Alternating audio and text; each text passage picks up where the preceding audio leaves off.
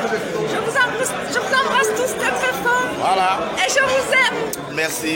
Merci, madame la première dame. Vous n'avez pas de tabac, c'est pas comme des professionnels. Ok. Je fais quand même. Non, c'est déjà bon. La vidéo elle est en train de tourner. Donc, on la partage entre nous à la fédération et avec le reste des Camerounais.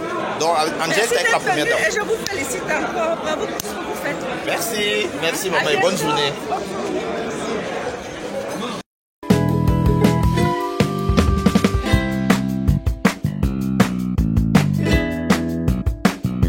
Première dame du Cameroun depuis 27 ans, Madame la Présidente suscite des sentiments ambivalents. Entre admiration, crainte et rejet. 23 avril 1994. Le peuple camerounais fait la rencontre de Chantal Biya. Son mari Paul, qui règne déjà sans partage sur le pays depuis plus d'une décennie, avait croisé sa route peu avant, au cours d'une soirée mondaine, alors qu'il venait de perdre sa première femme, Jeanne Irène.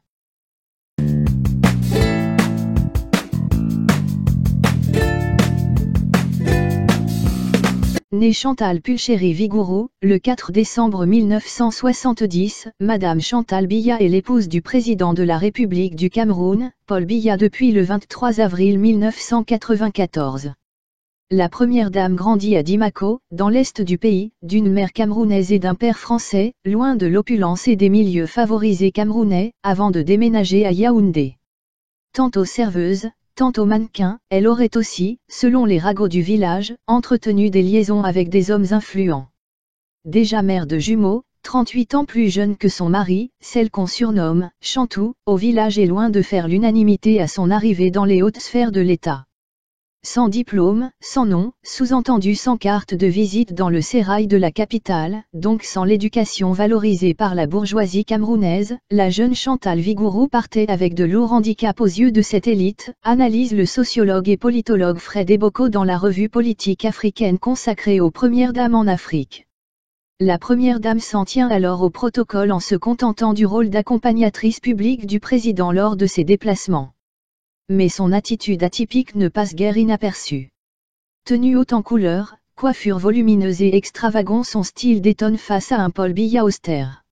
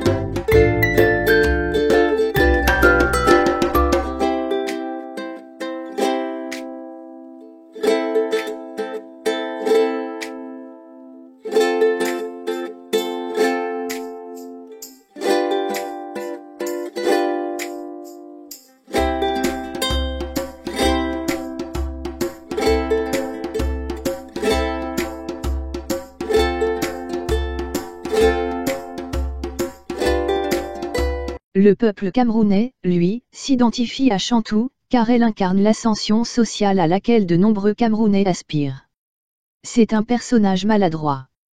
Sa façon d'être très en dehors du protocole a réussi à gagner le cœur de certains Camerounais, commente Fotimua Bradley Roland, journaliste camerounais établi en Suisse. L'engagement humanitaire de Madame la Présidente, comme aime l'a surnommé son mari, est venu redorer le blason d'une présidence contestée. En 1994, peu de temps après son entrée en scène, elle inaugure la fondation Chantal Biya, qui vient en aide aux couches sociales les plus défavorisées, puis l'ONG Les Synergies africaines, regroupant les premières dames du continent, dont la mission principale est de lutter contre le travail des enfants et contre la pandémie de VIH-Sida. Nommée ambassadrice spéciale du programme des Nations Unies ONU-SIDA, puis ambassadrice de bonne volonté de l'UNESCO, son action est légitimée et saluée sur la scène internationale. Course sportive à son nom, chanson à sa gloire, la popularité de la première dame ne cesse de croître et devient un personnage central de la vie politique camerounaise. Elle est désormais surnommée la Lionne. Pour Fotimua Bradley-Roland, le peuple camerounais a été réduit à la mendicité par le régime Biya. Très critique à l'égard de la politique menée par le chef de l'État, le journaliste ne perçoit à travers ces initiatives que de simples opérations de communication destinées à réconcilier l'opinion publique avec la présidence. Une présidence à qui on reproche, notamment, son train de vie démesuré.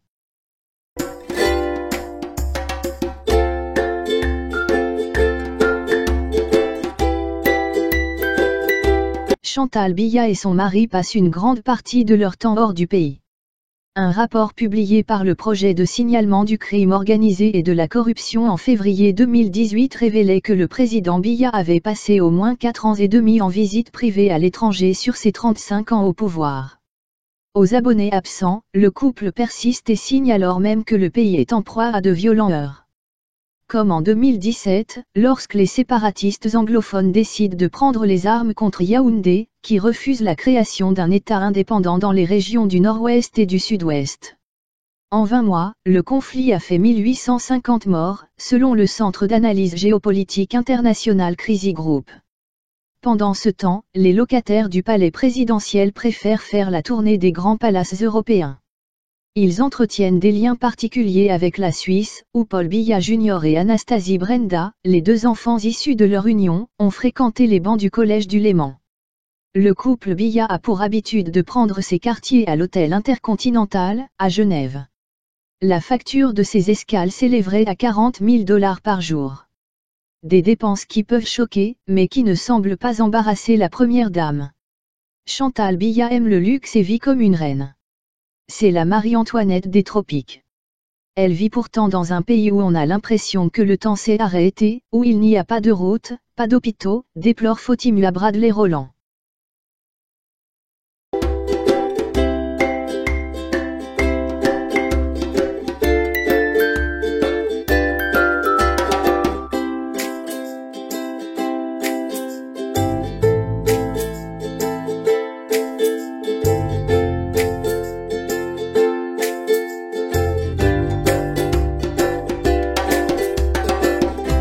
L'influence de la première dame est pourtant croissante. On lui prête même des ambitions présidentielles. Chantal Biya n'est plus moquée. Elle est désormais crainte et respectée.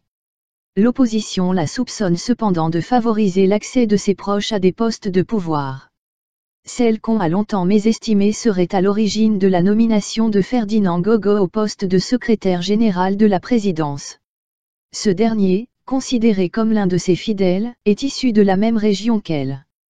Personne ne donnait cher de la peau du secrétaire général de la présidence qui avait piloté les chantiers de la Coupe d'Afrique des Nations 2019, des travaux qui affichaient un retard tel que, fin novembre 2018, le Cameroun s'est vu retirer l'organisation de la compétition.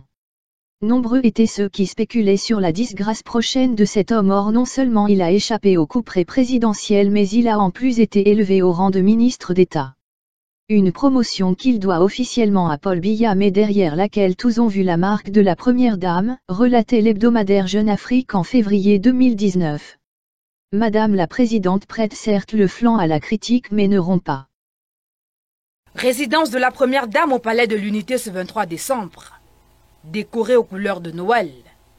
Chantal Biya, rayonnante dans sa magnifique robe rouge écarlate, assortie de son masque, reçoit la lauréate 2020 du prix Goncourt des lycéens et du prix Goncourt Choix de l'Orient, Djali Amadou Amal, la fierté de l'écriture camerounaise, remet quelques exemplaires de son livre « Les Impatientes » à la First Lady, avant de regagner toutes deux ce salon d'honneur. L'épouse du chef de l'État félicite cette compatriote d'entrée de jeu des échanges à huis clos.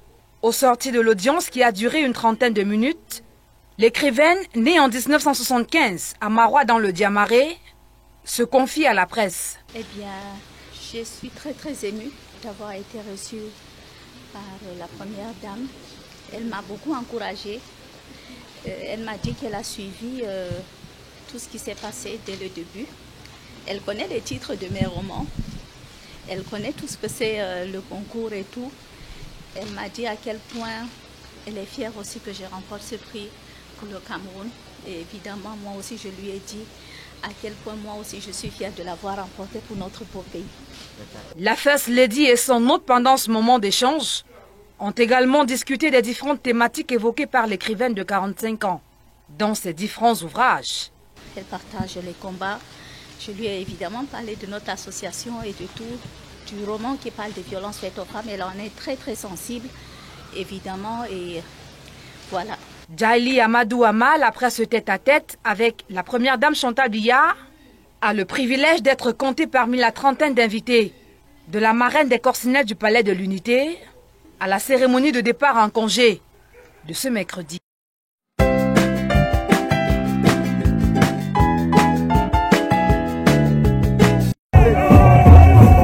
Pour recevoir en sérieux pour ce commandement.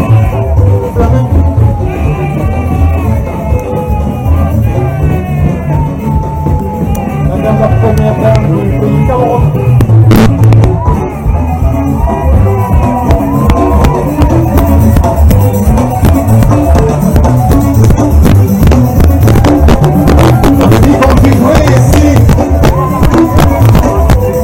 Une célébration.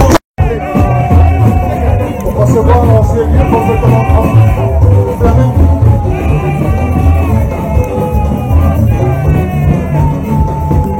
Madame la première dame du pays Cameroun.